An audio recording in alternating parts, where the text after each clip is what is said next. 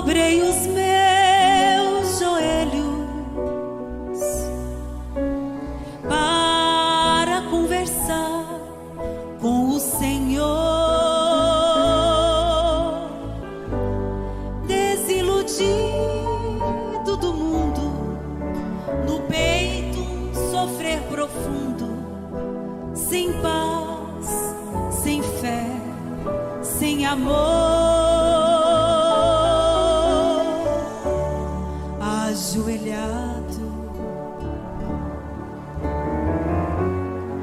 senti o meu pecado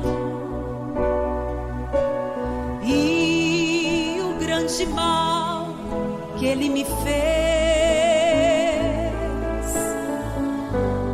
Mesmo sem ter merecido, estava arrependido, pedindo perdão mais uma vez.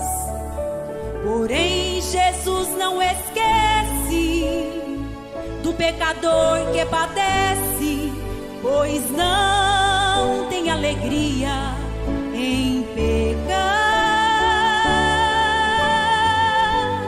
Então senti de mansinho do meu Jesus o carinho, para minha alma de novo alegrar.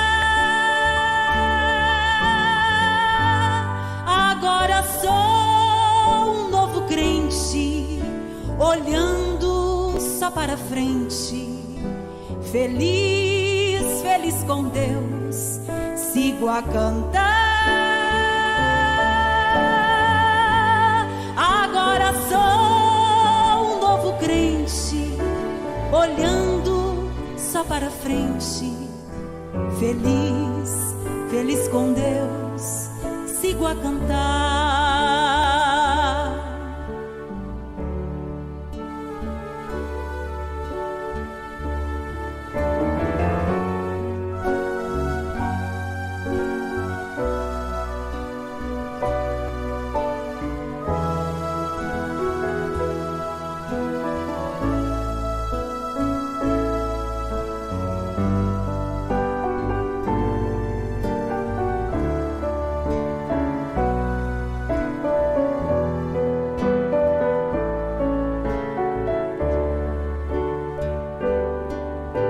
Porém, Jesus não esquece do pecador que padece, pois não tem alegria em pecar.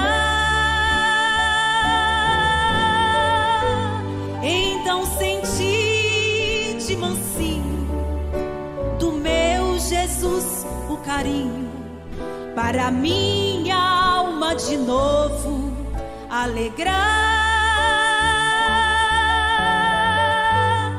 Agora sou um novo crente, olhando só para frente.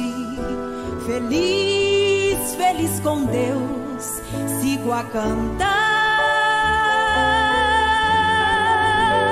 Agora sou um novo crente, olhando só para frente. Feliz, feliz com Deus,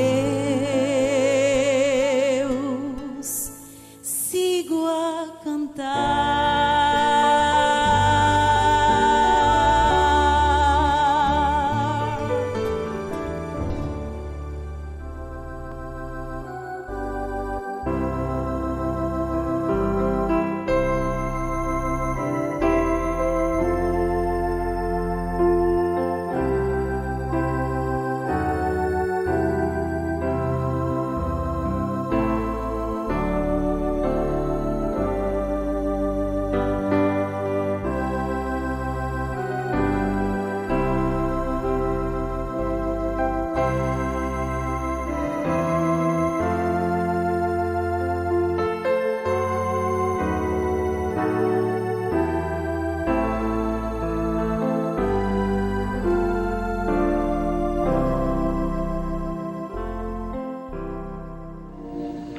Bom dia com Jesus. No princípio era o Verbo, e o Verbo estava com Deus, e o Verbo era Deus. Ele estava no princípio com Deus. Todas as coisas foram feitas por ele, sem ele nada do que foi feito se fez. Nele estava a vida, e a vida era a luz dos homens. E a luz resplandece nas trevas, e as trevas não a compreenderam. Houve um homem enviado de Deus, cujo nome era João. Não somente até aí. Senhor, se tem uma pessoa que tem que ser suportada, tolerada, aqui sou eu. O Senhor sabe melhor do que eu. Pedindo perdão, todos nós estamos. Nós simplesmente reconhecemos que estas coisas são verdades. Nós as queremos. Eu acho que isso aí é o que faz a diferença entre nós e os denominacionais. É porque eles não querem, eles não aceitam, eles ficam revoltados, eles se iram. Mas nós, às vezes, nos chocamos, ressentimos na carne, mas sabemos que é para o nosso bem. Nós concordamos por dentro. Em nome de Jesus Cristo, com toda a palavra, ofenda a mim ou a quem quer que seja, como diz o profeta, em nome de Jesus Cristo. Amém. Assentai-vos.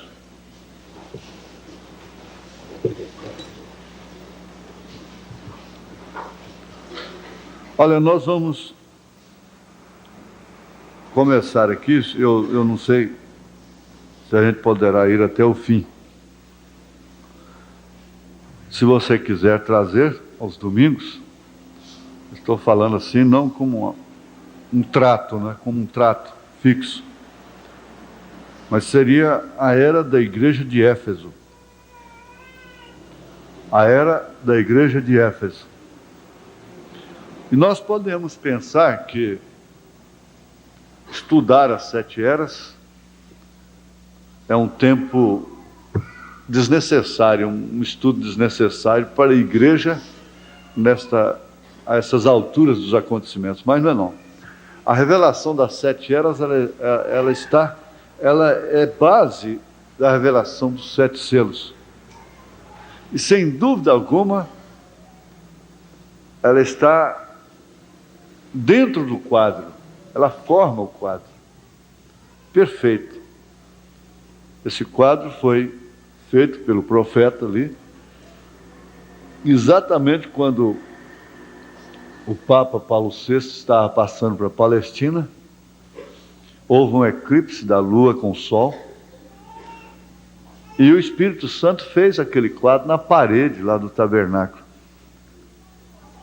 Coisa sobrenatural, mostrando realmente as 7 eras da igreja. Isso foi tão perfeito, um sinal na terra, confirmado no céu pelo eclipse e o Papa passando para a Palestina, significando o cumprimento das eras, a escuridão tomando conta, completando. Não é? Todo esse pacto de Roma com os judeus está falando do fim. Isso é esperado pela igreja. Isso que aconteceu agora por último, esse pacto que eles fizeram, ainda não é o final, ele é um processo, é o primeiro passo. Sem esse passo, eles nunca chegariam àquela conclusão, até de finanças já estarem comprometidas. Isto significando realmente que nós não temos muito tempo para estar brigando por causa de bobagem. A verdade é essa. Significa exatamente isso. Então, nós vamos ver aqui que realmente essas igrejas possuíam características, cada uma delas, que seriam evidenciadas durante os seus períodos, né, para os quais elas apontavam, respectivamente falando, Éfeso, Esmirna, Pérgamo, Tiatira, Sardes, Filadélfia e Laodiceia. Bom, Isso aí é sem controvérsia, sem discussão. Está tudo bem. Cada era, cada igreja daquela, você vê que não tem igreja judia ali. Não houve um recado para a igreja de Jerusalém. Ela estava lá, essas igrejas estavam na Ásia. Exatamente isso aí, ó. Então, por vez é isso aí: Éfeso, Esmirna, Pérgamo, Tiatira, Sardes, Filadélfia e Laodiceia. Está bem compreendido, bem batido. Há irmãos que têm sido batizados por último, que às vezes ainda também não compreenderam, não ouviram isto, como isto é. Não conhece nem a razão, às vezes, daquele quadro ali. Mas é isso aí. Agora, vamos ver Éfeso. E o profeta diz assim: desde que este estudo deveria ser o mais importante que eu já compreendi, bem entendido, até este tempo, porque depois, então, o mais importante seriam os selos, a revelação dos 7 selos. Mas até o tempo que ele escreveria, isso aqui foi escrito, a maneira rústica dele, de 7º grau, né? Então, o que aconteceu? Então, 7 selos viria a ser realmente a mais sobressalente, não é? Porque, como nós temos aprendido, o que faz a diferença da mensagem que nós cremos é exatamente a revelação dos 7 selos e das 7 eras da igreja, do Apocalipse, por que não dizer, do Apocalipse, porque uma vez revelado o Apocalipse, estaria revelado o Gênesis. No Gênesis, nós falei isso no rádio essa semana, no Gênesis, o que aconteceu? Quem se lembra? Ninguém guardou? No Gênesis, nós tivemos a queda, tivemos a maldição, né? Tivemos todo o princípio de queda. No Apocalipse nós vimos o fim de tudo isso e a restauração completa do Éden, da terra, voltando para o domínio de Jesus Cristo. Então, o que faz a diferença, realmente, na mensagem do profeta, o ministério do profeta com demais outros ministérios, não é a cura divina.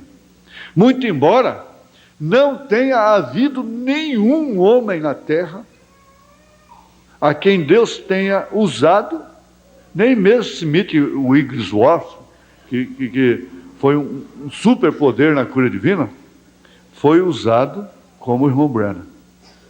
Se você quer saber, tenha paciência e conclua isso de uma forma bíblica. O irmão Branham foi usado mais do que Jesus Cristo. Isso quer dizer, usado pelo próprio Senhor Jesus Cristo, se cumprindo aquilo que o próprio Senhor Jesus Cristo disse em São João capítulo 14. Aquele que crê em mim fará as mesmas obras, se possível fará maiores. Então, veja, Jesus pegou os pães, pegou o potencial e multiplicou. Não é certo? Já ele, o Senhor Jesus, no irmão Branham, falou a palavra falada, criou sem ter potencial nenhum, sem ter semente, sem ter 5 ou 10 peças ou uma peça ali. Ele fez, isto quer dizer, foi Deus quem fez. O próprio Deus, foi o próprio Senhor Jesus Cristo, em cumprimento àquilo que ele disse em São João, capítulo 14.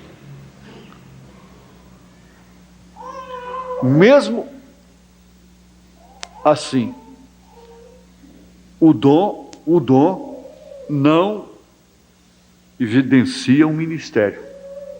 É simplesmente para atrair, para chamar a atenção. Se todo mundo usasse o dom nesse sentido, de chamar a atenção para a palavra, está bem, mas acontece que não é assim. É difícil um homem ter dons e andar dentro da palavra de uma maneira correta. É muito difícil. Isso não é impossível, mas é difícil para ele. É difícil Deus usar um homem e ele permanecer humilde.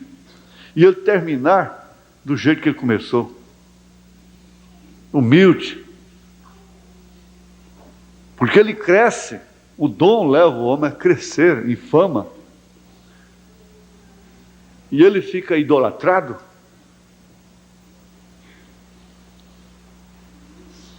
Agora, até esse tempo, como eu ia dizendo, o irmão Branham escreveu com a instrução de 7º grau. Depois, a quem ele chamava de doutor Nivale, né? Escreveu, ele permitiu, o irmão Branham, ele corrigir a gramática e fazer. Por isso que você vê as 7 eras, ela é de uma forma diferente, né? Das mensagens assim, que ele começa falando no púlpito, coisa assim. Ela é escrita e houve correção, inclusive, da gramática, autorizada pelo próprio irmão Branham. Mas então, ficamos aqui. O mais importante que eu já empreendi até este tempo. Agora, de fato, a igreja, quando fosse, ou onde quer que fosse, ao aceitar a mensagem, ela estaria antes desse tempo. Como nós aceitamos em 71, ora, ele já havia pregado selos em 63. Ele já havia partido em 65. Então, essas 7 eras não tinha se cumprido para nós. Não sei se você dá para entender, se eu estou dando conta de explicar.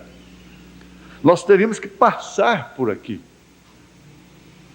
Porque as pessoas que entendem bem as 7 eras, que são reveladas sobre as 7 eras, compreendem perfeitamente, elas são as pessoas que não serão confundidas nos 7 selos. E quando houve um luterano pregando, gente, essa gente prega a salvação de uma maneira maestra. Prega melhor do que eu, prega melhor do que muitos pregadores que você ouve aí dentro da mensagem. Prega com mais coerência o plano da salvação. Então, é por isso aí que você não confunde. Se você é revelado, você não confunde de forma alguma uma coisa com a outra.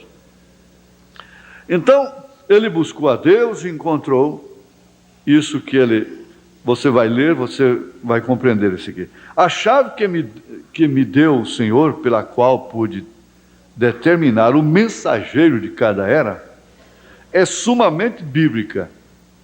Porque ele consultou as histórias, historiadores imparciais, etc. Não é? De fato, se poderia dizer que a chave principal da Bíblia é a revelação de que Deus nunca muda e que seus modos também são imutáveis como Ele o é. Até eu coloquei aqui, sendo que Deus não muda, sua igreja também não muda. Houve um sepultamento e uma ressurreição. Uma lavoura foi plantada, brotou novamente, e é isso que nós temos. Durante as 7 eras da igreja, desde Éfeso, então houve aqueles mensageiros, mas eles estavam no sepultamento da verdade, da semente. Estavam sepultando. Quando estava sendo plantada a semente, o grão do trigo, que se não cair, não for plantado, ele não morre, por isso não pode brotar. Se referindo a Cristo e se referindo à verdade, ao seu Evangelho, porque Cristo é a palavra, é o Evangelho, e o Evangelho é Cristo. O Evangelho no sentido da palavra, né? Então, foi plantado durante as eras, e toda semente que se planta, então ela brota. Ela brotou com Lutero. Por isso é que você vai ver o luterano falando nas três pessoas da Santíssima Trindade. Porque Lutero não podia ter realmente tudo, porque era um broto. Você não pode colher milho, a espiga de milho, no broto. A natureza é a Bíblia. Você planta lá uma roça de milho, e quando está tudo brotando, você vai colher milho. Ô, irmão, vamos comer pamonha. Ah, mas o broto está no milho, o milho está no broto. Depois está aquela lavoura bonita, verdinha, cheirosa. Você olha assim, está tudo verde. Sol e chuva, chuva e sol, porque o milho não gosta muito de sol e chuva, né? Ele é amarelo. Então, precisa tomar sol também. A igreja é desse jeito também. Ela precisa tomar um pouco de sol, né? Então, o que acontece? Sol e chuva, aquela lavoura linda, bonita. Você vai convidar a irmã Maria para comer pamonha? Só se for assim, irmã Maria. Daqui tanto tempo, só vai comer pamonha lá em casa, né? Porque agora a lavoura está bonita. É porque a irmã Maria chega lá, cadê o milho? Ah, não, é porque não tem ainda, né? Mesmo quando está o pendão, mesmo quando está a espiga verde, ainda não está na hora. Mas você vai ver que daí uns dias aquilo que foi plantado lá já está lá de novo. Então é exatamente aquilo, a história da igreja. Lutero não podia ter tudo. Wesley não podia ter tudo. Os pentecostais não podiam ter tudo. Agora, nós não podemos deixar de ter tudo. Isso sim. Já é o contrário. Nós não podemos deixar de ter tudo.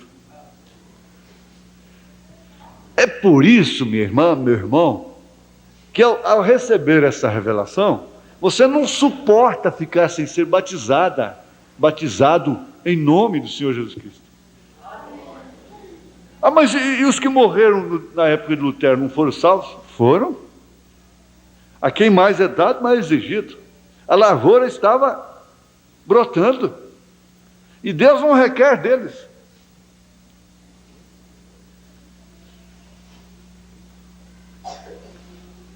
E outra coisa que vocês vão notar, é por isso que eu digo, o eleito não se escandaliza. Quem quiser mostrar o contrário, pode tentar mostrar, mas o eleito não tem como se escandalizar. Por quê? Começa por aí. Abraão estava seco quando o filho se manifestou. A lavoura está seca quando a vida já está na espiga. E ninguém acha bonito, pelo contrário, sai coçando de lá. Quando entra numa lavoura de milho que está seco, dobrado já. Sai coçando. Daí é alergia, calombo, se não tiver costume. Não há beleza nenhuma nos olhos. Não há aparência nenhuma. Agora, você sabe que a vida está lá dentro. Ainda tem um processo ali de palha, sabuco. E mesmo o grão, ainda tem o germezinho lá dentro, que é aquele lá. O problema está naquele. Então isso é mais do que bonito. Isso não é intelectual, não é mental. Isso é aquilo que Paulo disse, que a natureza deixa todos os homens inexcusáveis. E o profeta diz, a minha primeira Bíblia foi a natureza. Não tem como você alegar, o homem alegar ignorância mais. Não tem como.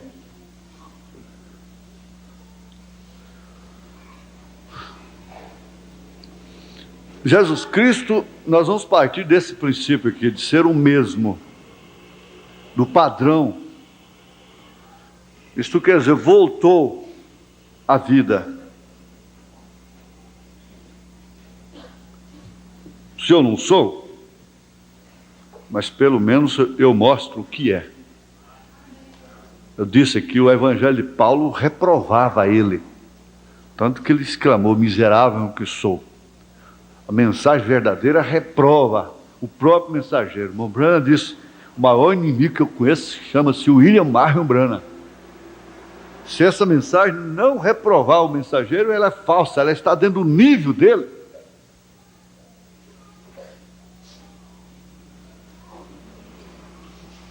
Ela é incompleta.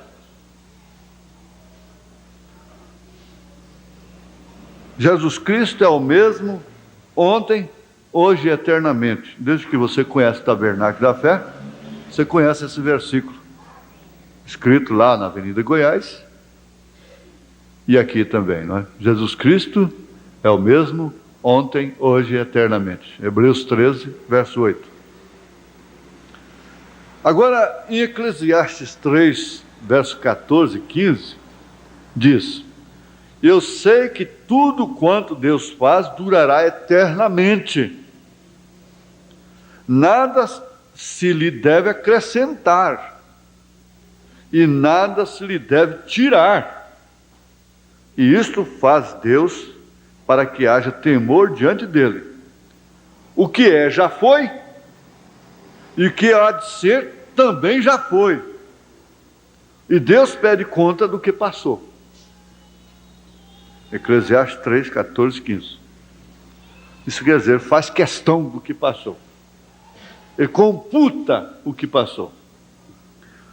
Aqui está, um Deus imutável com modos imutáveis.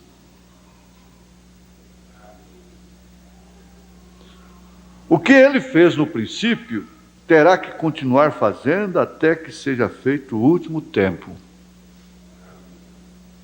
Gente, não dá para confundir, não. Lutero não podia trazer tudo mesmo. Bastava ele dizer que a salvação era pela fé. E era um distúrbio, aquilo era a abertura de um selo. Era um distúrbio. A pessoa crê que a salvação não era através do Papa, da Igreja Católica, Apostólica, Romana. A pessoa crê que a salvação só poderia vir através de Jesus Cristo, sem Maria, sem Pedro no meio do caminho, sem purgatório. Isso seria abalar as estruturas da igreja romana, insultá-la, seria o suficiente para chamar todos os demônios do inferno contra si.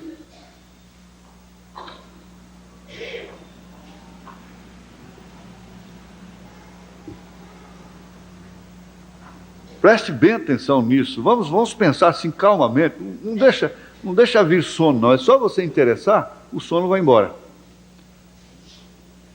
Interessa. Entra no espírito da coisa. Na verdade, isso é certo. Aquela porçãozinha era o suficiente para causar um distúrbio tremendo. E a pessoa até morrer por causa dela. Mas hoje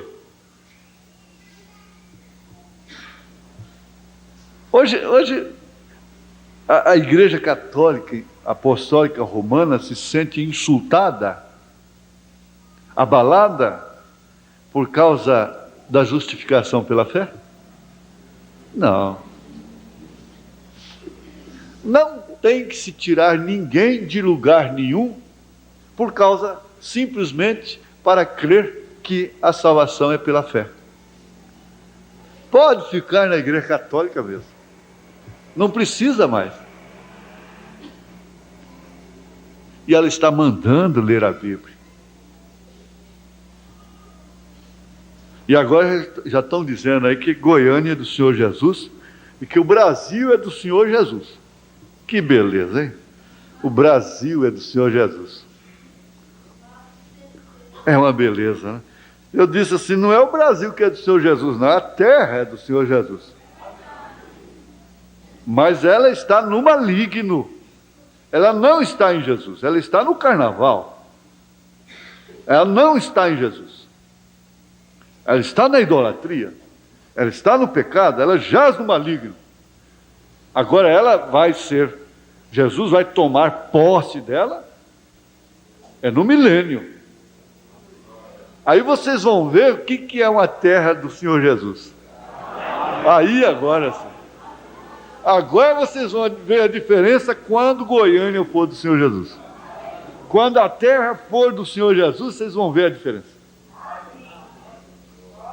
Ele já comprou ela, ele já pagou com seu sangue, ele já... Só falta redimi-la. Dizer, vem cá, ela é minha, então me dá.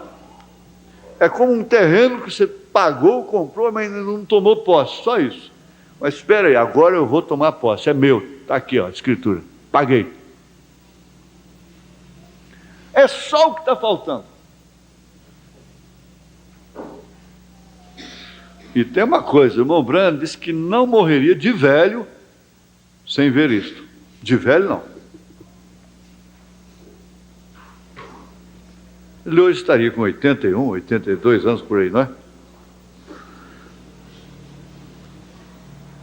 Aqui está, um Deus imutável com modos imutáveis.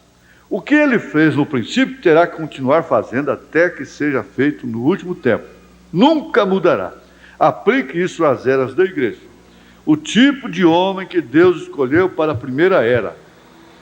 E como foi que Deus se manifestou no ministério daquele homem, seria o exemplo para as demais eras. O que Deus fez na primeira era é o que quer fazer em todas as demais eras. Agora sabemos exatamente pela palavra que foi registrada pelo Espírito Santo, como foi dada a primeira ou a igreja original, e como se manifestou Deus nela. A palavra não pode mudar ou ser mudada porque a palavra é Deus. São João capítulo 1, verso 1. No princípio era o verbo, e o verbo estava com Deus, e o verbo era Deus.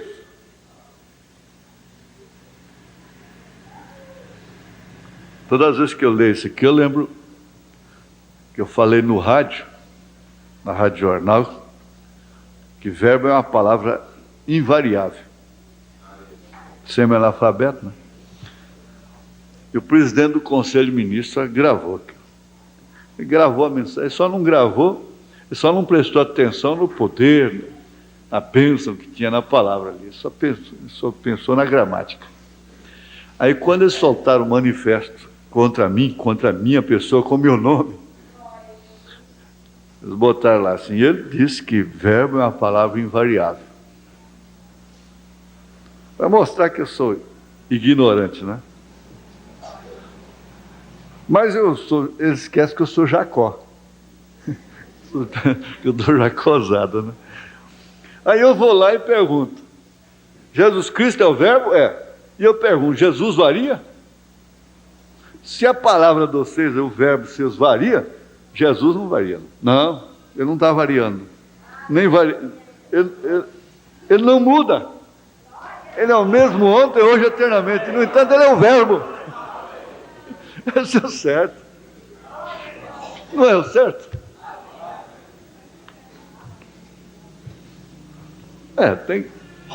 Tem que ser assim, não é? Se alguém lhes acrescentar alguma coisa, Deus fará vir sobre ele as pragas que estão escritas neste livro.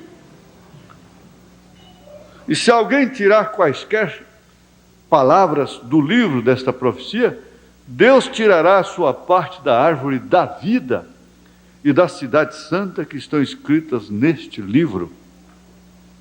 Que sentença terrível.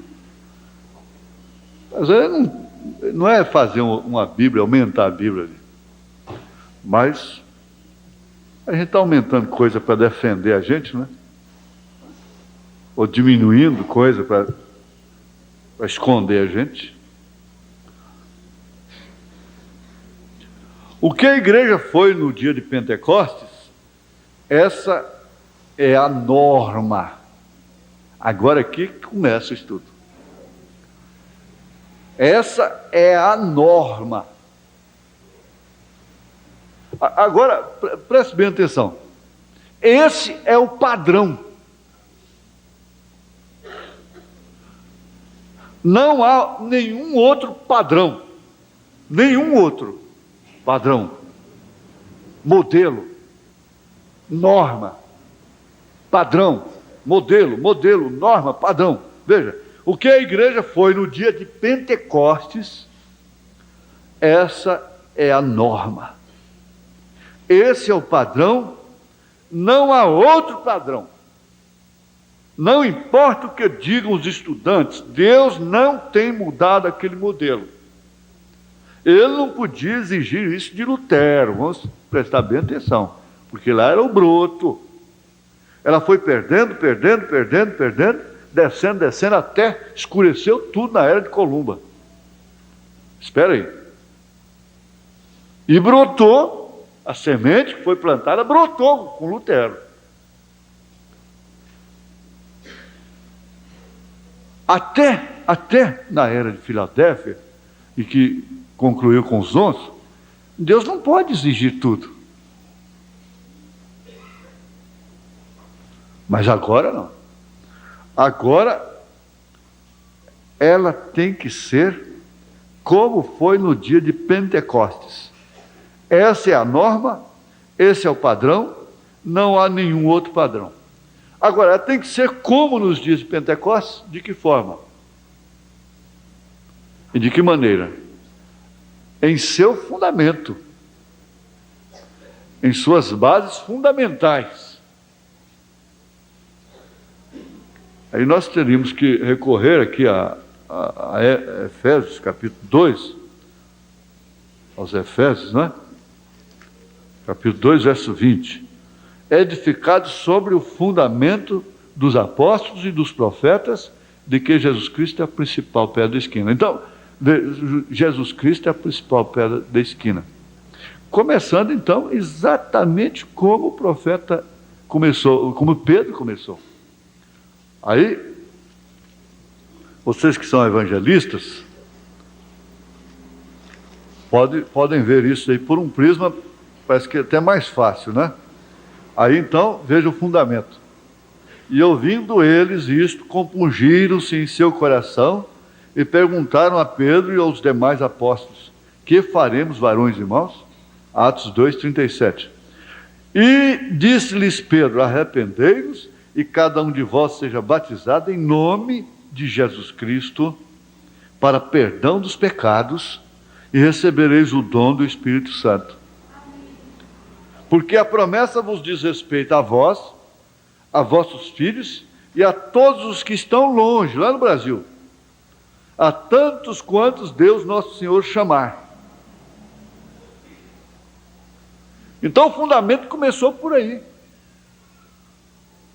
O fundamento começou por ver o pai no filho. Ver o pai no filho. São João 14. Disse-lhe Filipe, verso 8: Senhor, mostra-nos o Pai, o que nos basta. Disse-lhe Jesus: estou há tanto tempo convosco que não me tendes conhecido, Filipe. Quem me vê a mim, vê o Pai. E como dizes tu, mostra-nos o Pai? Não crês tu que eu estou no Pai e que o Pai está em mim? As palavras que eu vos digo, não as digo de mim mesmo, mas o Pai que está em mim é quem faz as obras. Crede-me que eu estou no Pai e o Pai em mim. Crede-me ao menos por causa das mesmas obras, então. Na verdade vos digo que aquele que crê em mim também fará as obras que eu faço e as fará maiores do que estas. Não é se possível, não.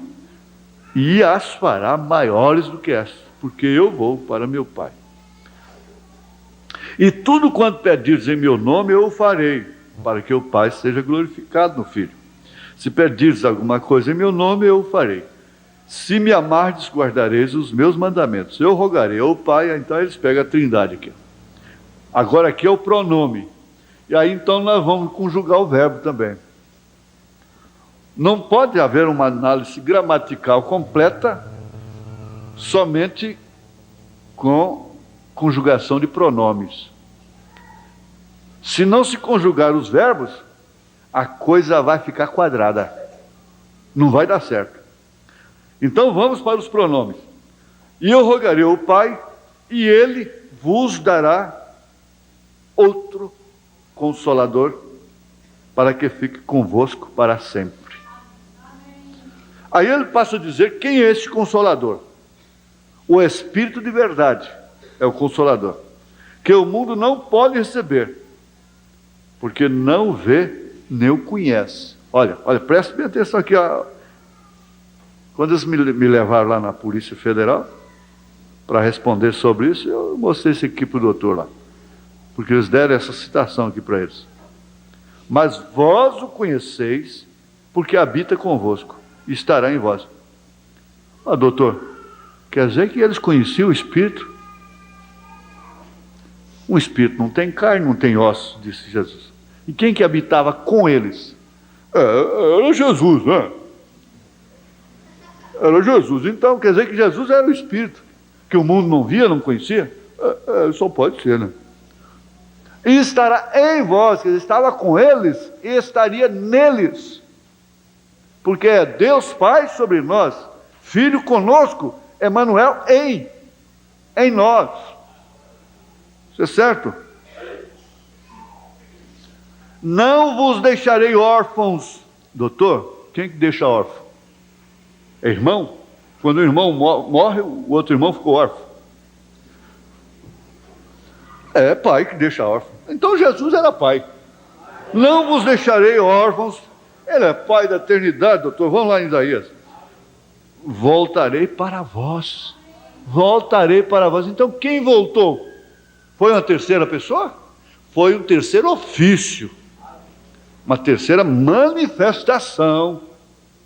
Isso aí é completamente diferente. Você quer falar a trindade de Deus? Pode falar, não tem importância. Tudo bem. Trindade, já que ama tanto esse nome, que não existe na Bíblia. Não existe na Bíblia esse nome. Brana não tem na Bíblia, e Trindade tem? Vê se tem o nome João Batista no Velho Testamento. Mas tinha Elias, aponta, que seria João. Não é certo? Doutor, e os verbos? O que tem o verbo? Vamos ver o verbo. O senhor conjugou só os pronomes? Que negócio é esse? Estou há tanto tempo convosco e não me tendes conhecido, Filipe. Quem me vê a mim, vê o Pai. E como dizes tu, mostra-nos o Pai? Faz o seguinte, você prega isso aí, mas quando você pregar essas coisas no rádio, você tem que citar o capítulo, o versículo e o livro da Bíblia, como o advogado faz com a lei. Mas é exatamente o que eu faço, doutor, pode deixar. Tá bom. Tá bom. E eles não sabem o que eles estavam fazendo. Eles estavam me mandando para os Estados Unidos com aquela denúncia que eles fizeram de mim. Porque quando eu cheguei na DOPS lá, que eu tinha ganhado a passagem, mandaram a passagem de lá para mim. Quando eu soube notícia aqui que a passagem estava no Brasil, eu tinha que estar em São Paulo no outro dia, às 10 horas da manhã, lá em Viracopos. Como é que pode um negócio desse? Cheguei na DOPS lá e falei, não, só esses documentos aqui com 3 dias só. Então não vou nos Estados Unidos, não vou conhecer a América do Norte. Pode deixar. E voltando no corredorzão, lá vem esse doutor João lá, gordo. Vai ser o irmão João da Telegoéria. Os braços abertos. Pastor, o que você está fazendo aqui? Falei, está aqui, doutor. Mandaram uma passagem para mim para os Estados Unidos, esses documentos aqui só com 3 dias. Ele entrou para uma sala lá, dando meia hora, ele me entregou tudo na mão. Se os denominacionais que me levaram lá soubessem o bem que eles me fizeram, viu? Mas é assim, não há nenhum outro padrão. Esse padrão é fundamental. Agora, um fundamento, veja, você de boa, está bem. E como é? O nosso método de vida, como é que vai ser? É vocês venderem todas as fazendas e viram por os meus pés o dinheiro, né? O padrão da igreja primitiva. Pelo menos, um padrão nós vamos ter. E nos esforçaremos. É para que não haja nenhum necessitado no nosso meio. Esse aí nós não vamos dispensar. A forma e a maneira que nós vamos manter isso não interessa. Mas esse padrão nós temos que manter. É por isso que eu digo, a viúva, a mulher de testemunho, até mesmo o irmão que não é desordenado e que cai numa dificuldade, não procura a igreja, ele peca. Ele peca. Que não procura a ajuda dos diáconos. Ele peca. Por quê? A senhora é uma mulher de testemunho, conforme a Bíblia ensina, e tem coragem de passar fome, sabendo que na sua igreja tem uma despensa.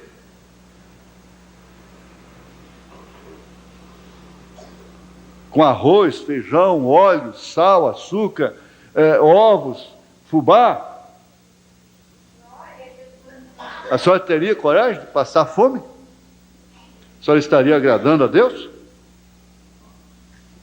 Bom, isso aí seria apenas uma parte, uma pequena partezinha do natural, do material.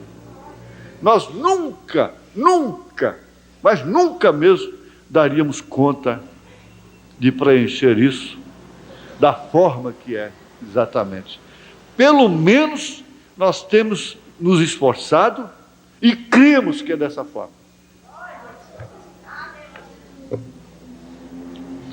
Eu sei que no sentido espiritual, muitas coisas mesmo da igreja primitiva se aplicam mais espiritualmente,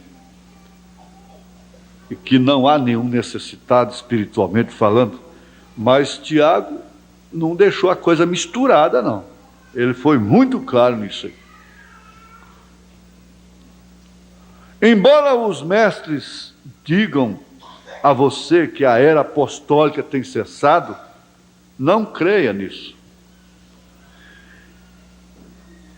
É que eu digo, às vezes, a colegas meus que ouvem essas palestras sistematicamente, pedem as fitas. E eu digo para eles, muitas vezes Deus permite que caia um certo problema nas suas mãos, ou certos problemas nas nossas mãos, para nós mostrarmos se temos ou não apostolado. Aí nós agimos como crianças. Agimos como quem não sabe nem o que significa apostolado, sacerdócio. E jogamos vidas de outros na bancarrota, na miséria, na desgraça, no vitupério, simplesmente porque caiu em nossas mãos. Estragamos ministérios e coisas assim. Casos sem retorno, sem conserto mais. Isso seria realmente apostolado, meus irmãos? Embora os mestres digam a você que a era apostólica tem cessado, não creia nisso. A era apostólica não cessou. Tal declaração está errada por duas razões. Primeiro, ela está errada em supor que já não há apóstolos. E há apóstolos, sim. Ainda existe sacerdócio na terra. Porque os primeiros 12 têm morrido. Um apóstolo quer dizer um enviado.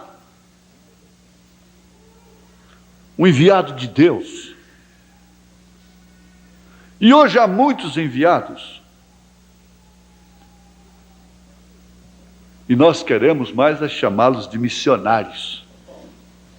Portanto, enquanto houver homens chamados e enviados a algum lugar, eles fazem referência a uma era da manifestação do poder do Espírito Santo como sendo ultrapassada desde que a Bíblia tem sido completada.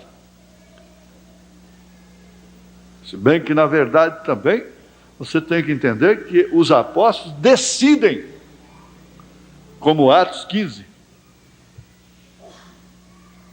fazem fundamento sobre o qual a igreja deve estar edificada. Isso não é certo dizer que não há mais apóstolos. Não há nenhuma só escritura que sugira isso, mas decisivamente declaram o contrário. Aqui está a evidência que prova que essas duas declarações são falsas. E disse-lhes Pedro: arrependei-vos e cada um de vós seja batizado em nome de Jesus Cristo para perdão dos pecados. Recebereis o dom do Espírito Santo, porque a promessa vos diz respeito a vós, a vossos filhos, e a todos os que estão longe, e a tantos quantos Deus nosso Senhor chamar. Amém. Atos 2, 38 e 39. A promessa do poder com o qual os apóstolos foram dotados no dia de Pentecostes é para vocês, judeus, entre parênteses, e para seus filhos, judeus, entre parênteses, e para todos os que estão longe, gentios, e para tantos quantos Deus nosso Senhor chamar, judeu e gentil. Então, judeu e gentil, até que ele deixe de chamar a mensagem, e o poder de Pentecostes não cessarão, enquanto ele estiver chamando. Portanto, convém-nos atentar com mais diligência para as coisas que já temos ouvido, para que em tempo algum nos desviemos delas. Porque se a palavra falada pelos anjos permaneceu firme, e toda transgressão e desobediência recebeu a justa retribuição, como escaparemos nós se não atentarmos para uma tão grande salvação, a qual, começando a ser anunciada pelo Senhor, foi-nos também depois confirmada pelos que a ouviram, testificando também Deus com eles por sinais e milagres e várias maravilhas e dons do Espírito Santo distribuídas por sua vontade. Então veja, Hebreus 2, 1, 4, não é? Aquela igreja primitiva não foi organizada por homens, foi guiada pelo Espírito Santo. Ela nasceu naturalmente pelo Espírito Santo. Não foi muito grande, foi odiada e desprezada, foi oprimida, foi perseguida até a morte. Porém, foi fiel a Deus, permaneceu como modelo original da palavra. Por isso que eu digo, essa igreja, tratando-se de igreja local, ela nasceu naturalmente pelo Espírito. Ela nasceu no meio da rua, para começar. E logo Deus cruzou o nosso caminho, e nós voltamos para o batismo correto, fomos batizados em nome do Senhor Jesus Cristo, expulsamos com veemência, com ousadia, a doutrina das três pessoas distintas. Bem entendido, das três pessoas distintas. A doutrina dos três deuses.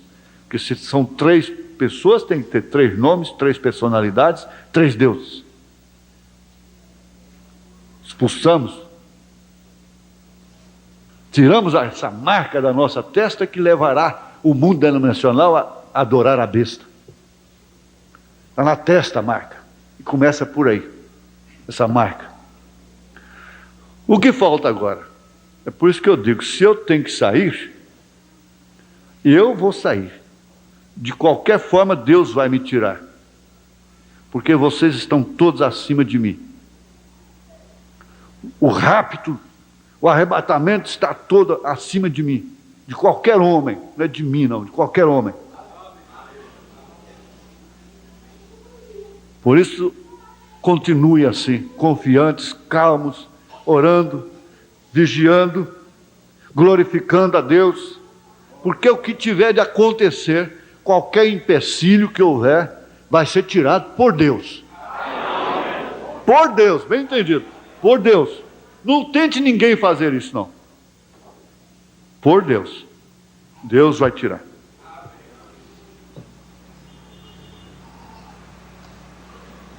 Aquela igreja primitiva não foi organizada por homens. Foi guiada pelo Espírito Santo. Não foi muito grande. Foi odiada e desprezada. Foi oprimida, foi perseguida até a morte. Essa igreja de Goiânia é grande. Grande o quê? Está aqui a porcentagem de quanto da população de Goiânia? Considerando 3.000 almas que se converteram lá em Jerusalém só com 15 minutos, a igreja de Jerusalém era muito maior que a de Goiânia. Vai ver a população de Jerusalém.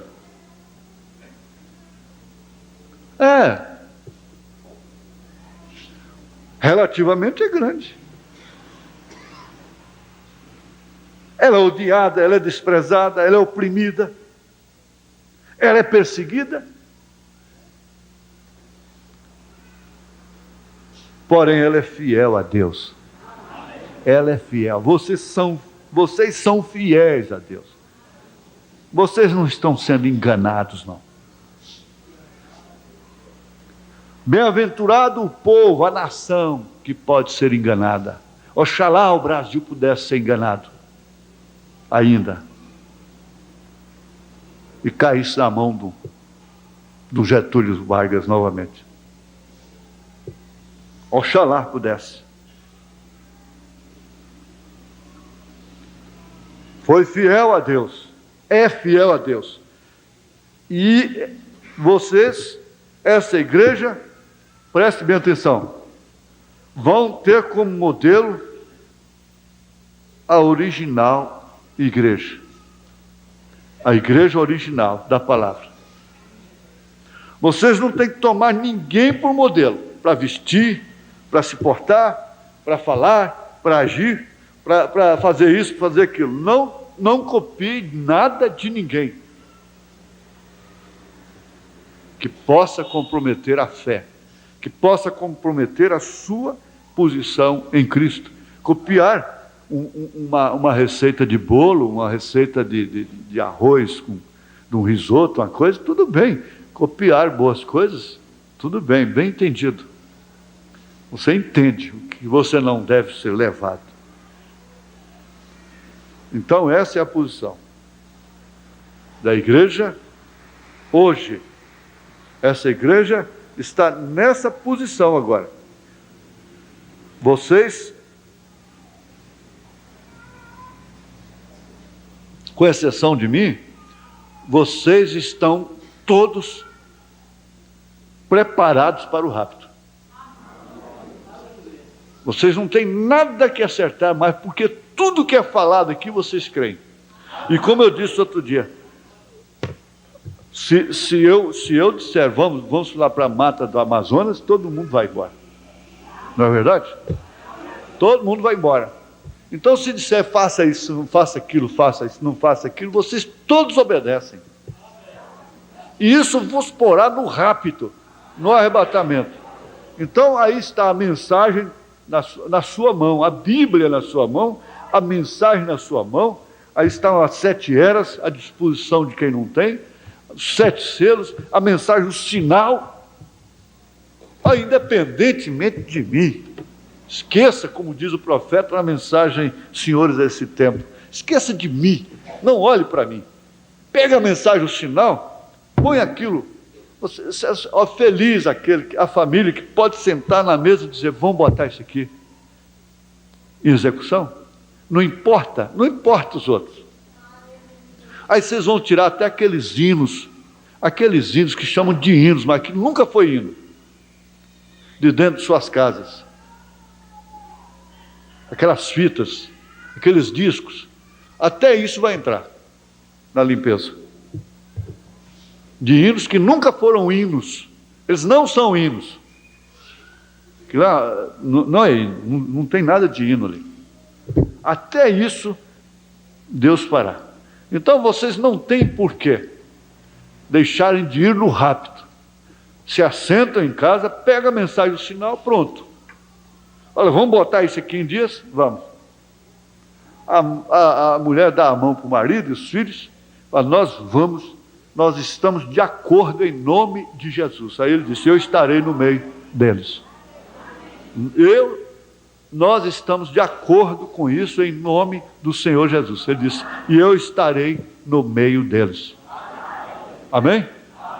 Pode ser 2 ou 3, de mãos dadas.